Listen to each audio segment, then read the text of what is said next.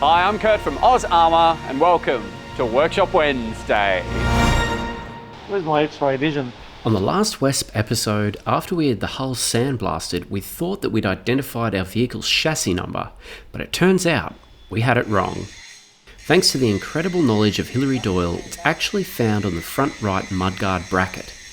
We have some more research to do and we need to make a few educated guesses about what the damaged and missing numbers are, but once we have it, we should be able to determine which unit this vehicle fought with.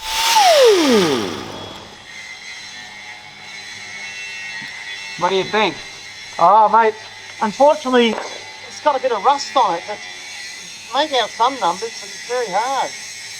It should be 5 numbers beginning with a 3. My guess is 32071. If you've got a guess you'd like to make, leave it in the comments for us. Jesse put down our Dunkelgelb paint base for us over the weekend. We've received the wheel bearings and Daryl and Jesse have spent a lot of time cleaning up all of the different parts for the running gear. So today we're going to show you how it all starts to go back together. What I'm just going to show you is the layout of how the suspension units fit in. They're in a 3-piece part. Each end has a gap to place in a felt seal. These are the original seals. That's the best one I could find of the original. These were cut to the right dimensions, the right size by the Germans. We unfortunately can't get access to get things like that made. So what we've got some strip felt that we're going to fit in. They only rotate probably 12-15 degrees, if that. They're just the swing arms. They don't spin. They don't spin. They're just there, and these are basically just there for to stop the grease coming out and water getting in. You've got another part with a felt seal, and it's hard to see, but there's a felt seal in this one. This is the outer locking collar. So there'll be a felt seal in here. So you'll have 1, 2, 3, 4. This vehicle will drive approximately 5 kilometres a year and will not be driving through water. I'll actually put the seal in dry and then I'll oil it. And the oil will make the felt seals expand a little bit. Because I had to stretch them a bit to get them off, I don't want to just cut it, lay it out and say that's the length. So what I'm going to do, I'm going to have a go at laying in some paper, see if I can get this in here, get the overall length that way, if it'll work. That may not be the best way to do it. We might cut that bit out, Kurt. I can see my joint line there. I'll pull that fairly firm. So that will be the length of our felt seal. What I'll actually do is I'm going to add about a 1/16 of an inch or a mil and a bit, because I'd rather cut them a bit long and have them compress against the joint to fill up any gap that might occur. So you need 10 of these. Yeah. At this size. Yep. Gee, you got enough felt? Well, I hope so.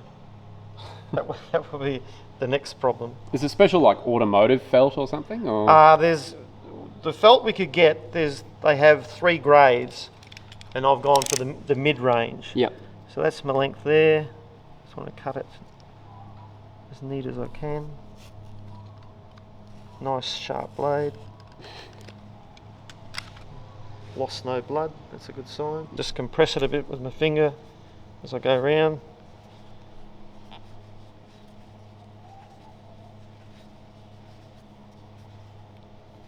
Try not to stretch it, and obviously I'm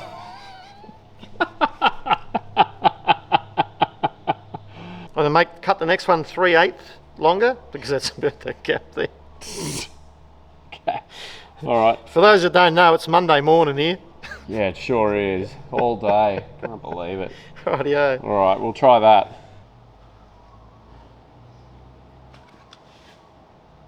No. Oh, you've done it on the other end. Okay, sorry. I was like, no, it's the same length. No, I'm going to do it again. I thought twice. Like I was always told, check twice, cut once. That's right. Here we go. This will work for sure now. This got to work. Slightly longer. What I'll do is I'll cut a little bit of a bevel on the joint. We'll make this one and then we'll use it as a pattern for the others. Cut a bit of a bevel, so when it lays in it should go up against the other bit. We're just going to make sure that it's not too wide. So there you got the felt seal around the edge, and we'll put this to the top. Just want to see how firmer fit it'll be. Feels a bit tight, but once these are oiled up, you know, it should be able to go in. Just trying one of these without the felt on, just to see how much clearance we've got. It's a fairly tight fit, but there's room for felt. It's just whether or not our felt is too thick. So Only one way to find out, Daryl. one way to find out, and that's to struggle. And you can see how far it's poking out past. And we just showed you how much room we have in the housing for it, very little. Yeah, hardly any. So what I've done, I've taken the one that we cut short, and what I've done is I've stretched it, and you can see how it's not poking out as much. So that might be what we have to do. We might have to actually take the felt and do what I did before and just stretch it.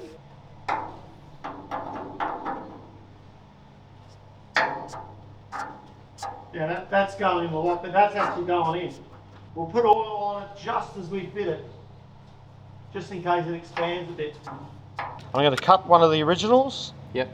And the reason we couldn't use the originals is that they're compressed so much, and if you look at over time, they've just, you know, rotted. Yeah. Basically rotted. I'm just cutting it a bit longer.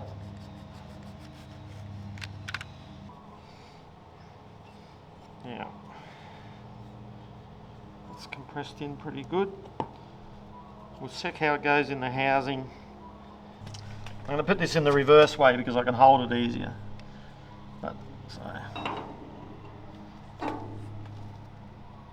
That's, I'm pretty happy with that.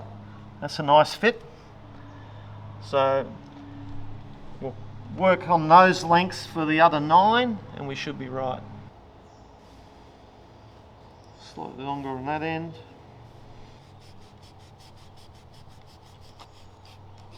Oh yeah.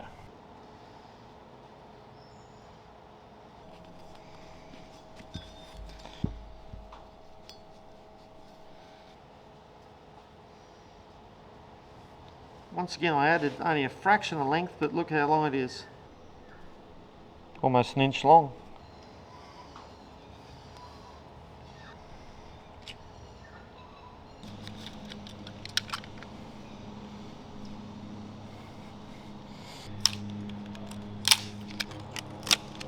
Got the felt seal in there, so that's what I'm just checking to see how that goes there.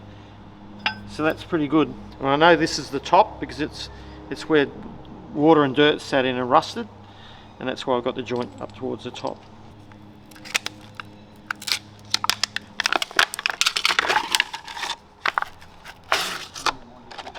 There we are. Nice one. Right, so we know the seals are going to work, that's good. Daryl spent the rest of the day cutting up and fitting the felt. We also had an unsuccessful attempt at packing the needle roller bearings for the swing arms with grease using this bearing buddy. We ended up having to do it the old-fashioned way. Just putting tape around here because there's holes in the side, and I want to keep as much grease off the side as I can because I want to put them in with oil, not with grease on them.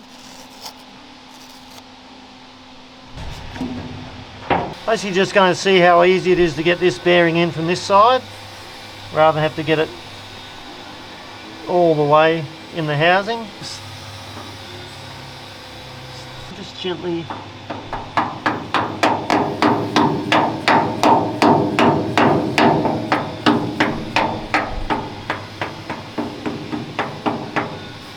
don't want those needle bearings to disappear. Right, what we're going to use is this to push in the rest of the bearing the rest of the way.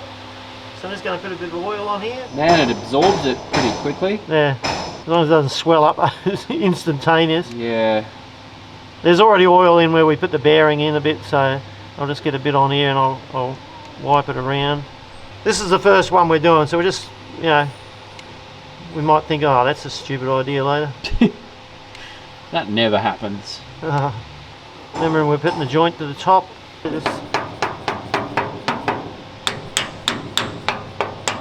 And let's go see what we can do with the other half of it.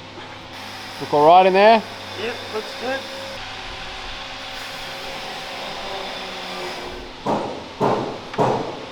When you look inside, you'll see there's still a shoulder left for this to sit on. So we've got to gently make sure it goes in and rides up on the shoulder. Just wiggle it backwards and forwards.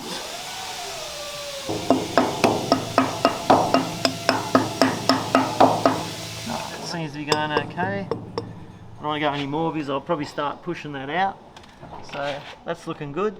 And now I'll just put this other bearing in here. But we must remember we took out an old damaged O-ring out of these sides. Yeah, yeah, so yeah. must remember to put an O-ring back in. You can see the blue grease where I started trying to squirt it in through those holes. Yeah, oh yeah. Yeah, that didn't last long either. No.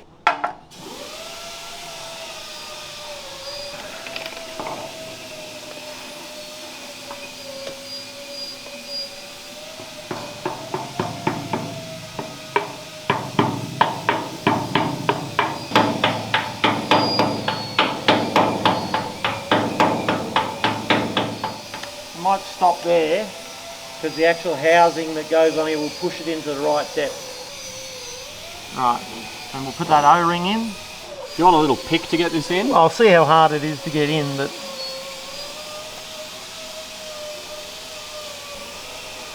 oh yeah, just popping out. This is the old O-ring that came out of it, or part of it. You can see how much bigger it was. Well, have they poked it? They've poked it in and they've been all over the place. And that's what's made these little. Yeah, it was too big for the hole, so Just shoved it in. yeah, I got the one the closest size of the hole.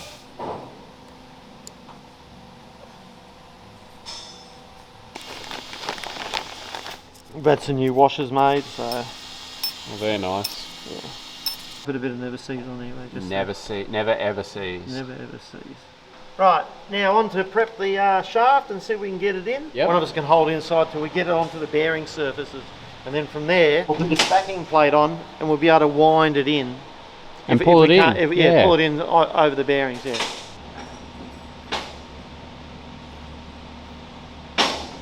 I actually had like when we pulled this apart, it looked like a varnish. So it's something similar. Yeah, something similar. Got that on. Got our brand new tab washers and a bolt. It was all I could do to resist not using the original washers, but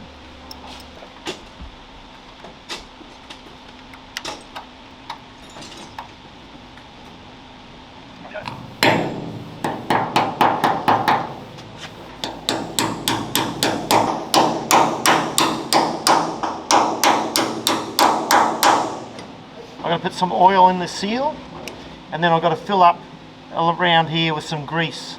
So this whole shaft will fill up with grease and then come through into where the labrador seal is and where the bearings are. So there's another hole here, you can just see it here. Half a hole showing there, just there. Yeah, keep going, keep going.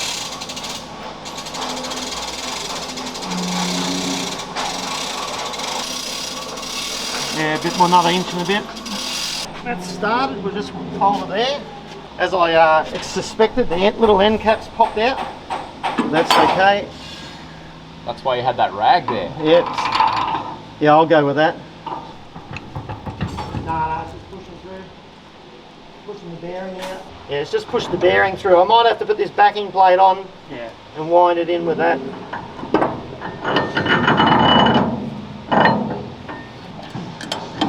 Oh, that's pulling it nicely. Is it?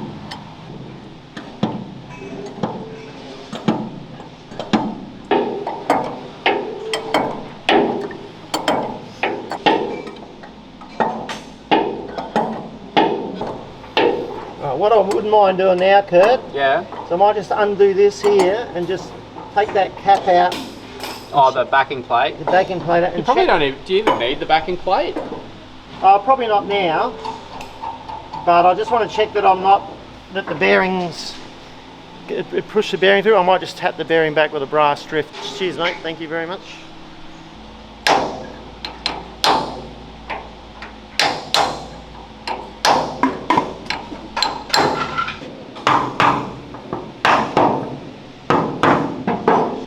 We've got our plate and it has a little pin, a locating pin, and it fits into this hole here. So what we'll do is we'll use this to pull it all in, pull the bearing in.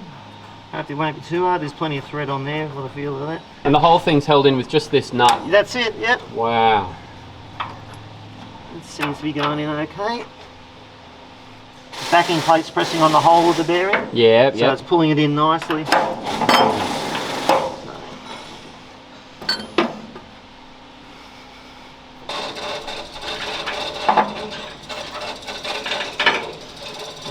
Much better. So that's where it's got to be. We're tight out the back there. We might get another mil or two, but that's where the bearing sits. That's where how it was when we pulled them apart. Yep.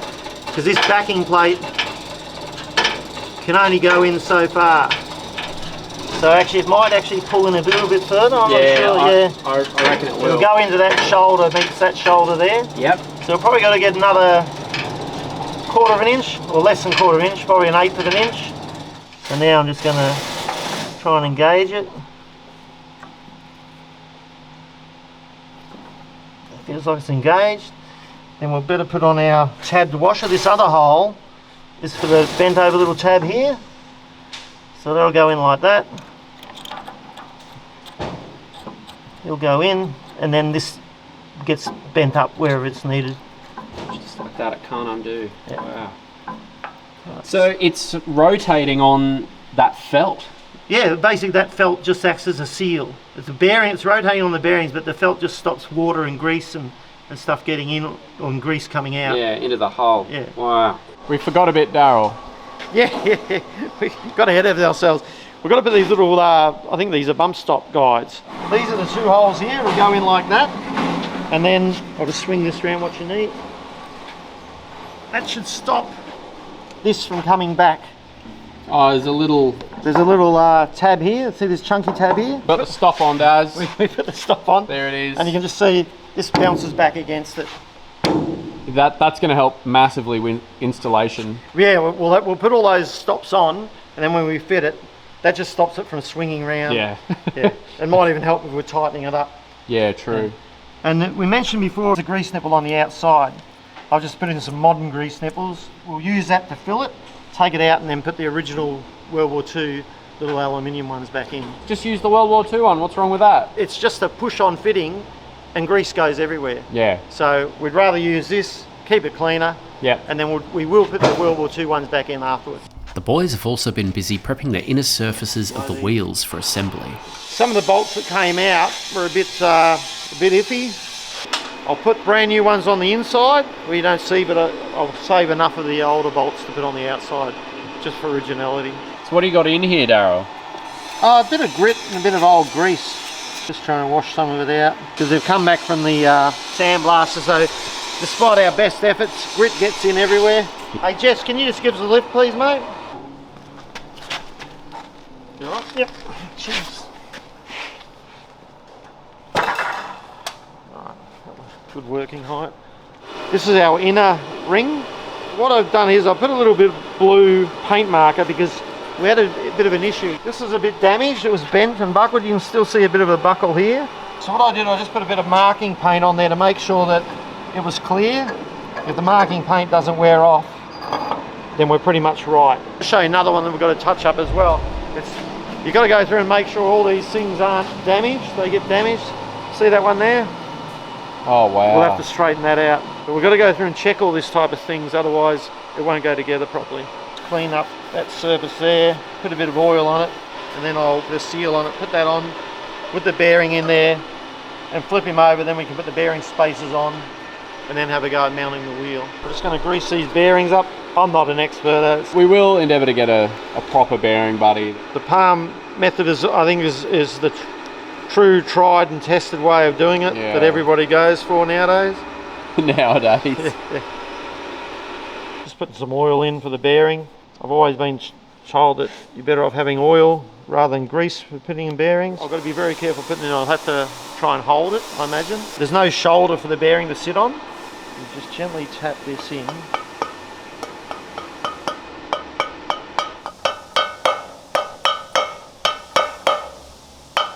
See how the inner race wants to fall through? Once again, this is all, we're just trying it to see how it's going to work. So then we can go into mass production. We've got another 9 to do. I'll smooth it, clean everything off our... Let's stand it up on its edge. We've actually got 2 spacers that go in this setup. we want to be able to flip it over on its other side now. What I'll do now is I'll get a bit of brake cleaner, clean off this area here, and we'll put a seal on it. And then we'll bolt on our inner flange. That way we can then lay it back down without the worry of that falling through. Just put a bit of brake cleaner on here, clean off any grease and oil we might have got on it.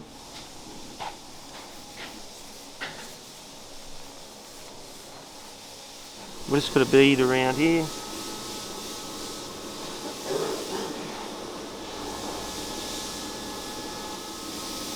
They didn't have a paper gasket around them, they just had like a varnish between the two mating surfaces. We found on other parts of the vehicle too as we pulled it apart. Yeah. So it's got these brand new tab washers we've had made up. And once again I'm going to use new bolts on the inside where they're not seen.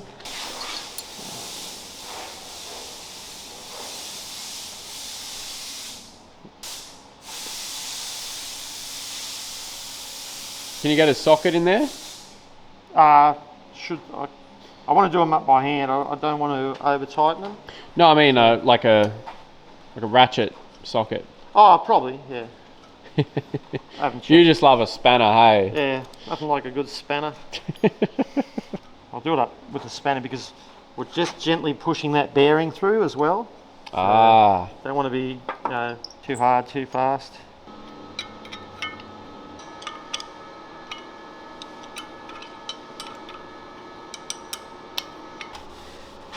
I won't bend these tab washers over yet. I've tightened them up just to seal get the sealant to seal properly. Yep. So when we turn it over for the last time to fill up the Labra-Seal with grease, before I do that I'll just loosen one off at a time, bend them over and fix them in place.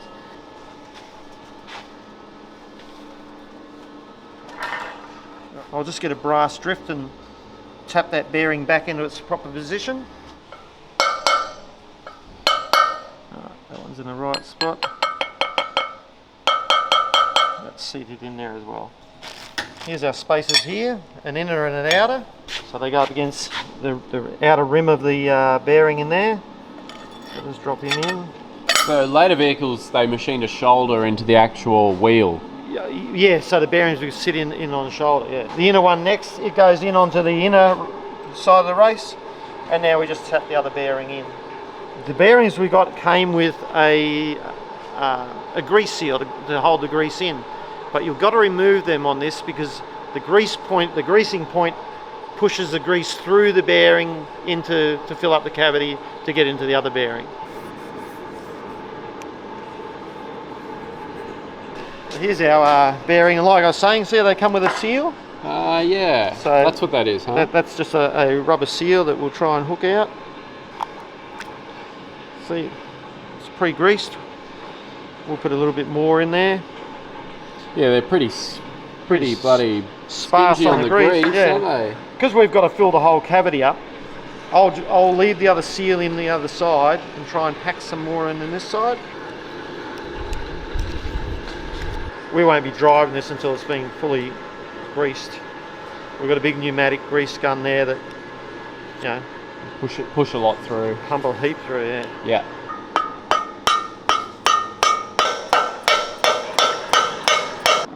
It's a good sound. Yeah. Before I go any further, I'll just hook out that seal. They've just slopped a bit in there. Well, I thought it was packed full. I would have thought too, but obviously they're the engineers, they know whoever's done it. Yeah. Yeah, so. This looks like it was done by the finance department. Link us in your comment a good bearing buddy. A bearing best buddy. Yeah.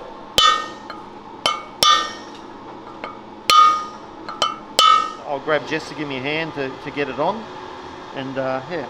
See how we go. See how we go. Just had this propped up here so I could get a good look around all the way around the seal. We have a locking plate that holds the bearings in, and it all gets pushed back against this seal here, this Labra seal. So that's what we're going to be looking out for when we grease it up. When we grease it up, yeah. Yeah. Just gently lower this down to the height where it'll come up against that stop that we put in. Plus makes it easy for us to work with the wheel with a lower height down there so we don't get.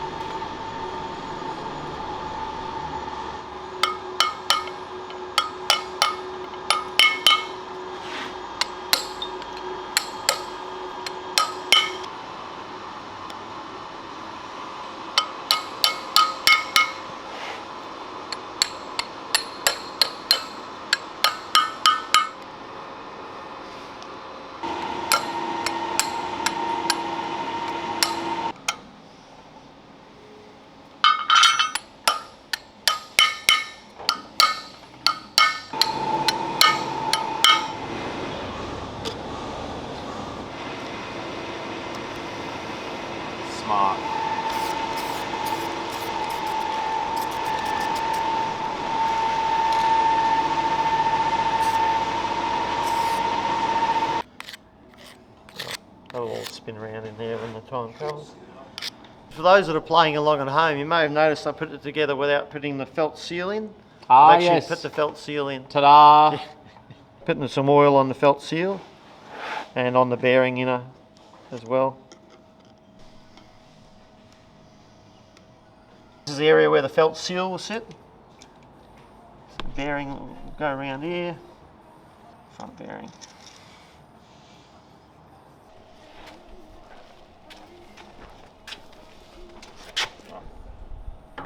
Just watch that seal.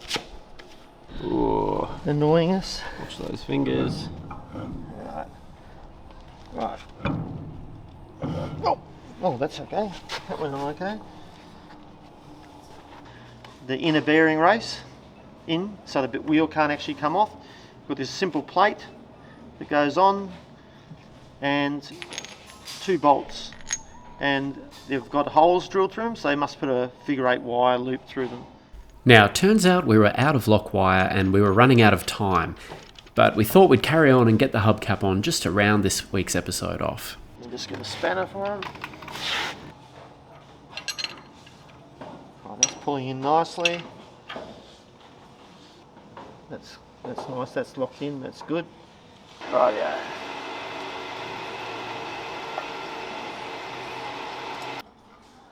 So.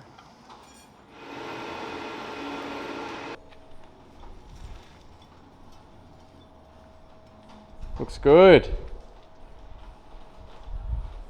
Happy with that, Daryl? Yeah, very happy. Nice. That's all we have time for today. Join us next Wednesday for your weekly tank restoration fix. So until then, I'm Kurt from Oz Armour, and I'll see you on the next one.